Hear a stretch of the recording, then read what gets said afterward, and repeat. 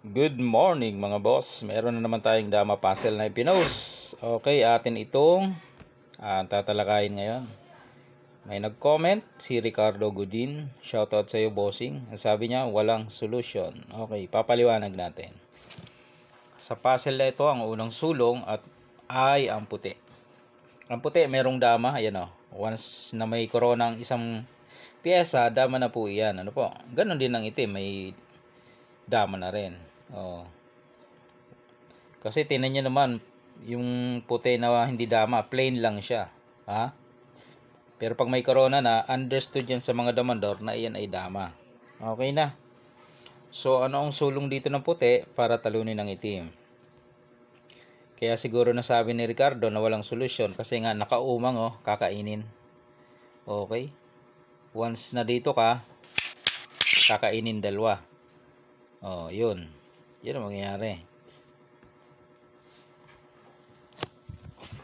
Pero may magandang solusyon, mga bossing, para talunin ang itim. Okay? May idea ka ba? Siguro si Ricardo wala, kaya sabi niya wala. Walang solusyon. Meron.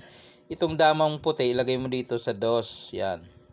Kakain ng dalawa ang itim. Obligado. Yan. Tapos, itong puti na isa, ilagay mo dito. Hindi naman pwedeng kainin ng piyun yan, ng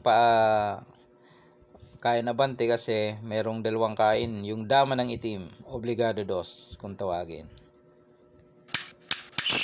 Iyon, bawi kang kain, tatlo. Ha? Bawi ka naman ng kain, tatlo. Saan naman siya? Matik na yan, talo, no? Kapag dito siya, dito ka lang. Hindi na makatawid. Dito siya, kuha mo na ang gitna, magpabalik-balik ka lang, okay na. Alright. Yan. Ricardo Godin. Yun na yung solution, no? Kala mo lang walang solution. Meron. Okay. Okay na mga boss. Ayan, may solution yan. Bawat puzzle may solusyon. Halimbawa ay ganito.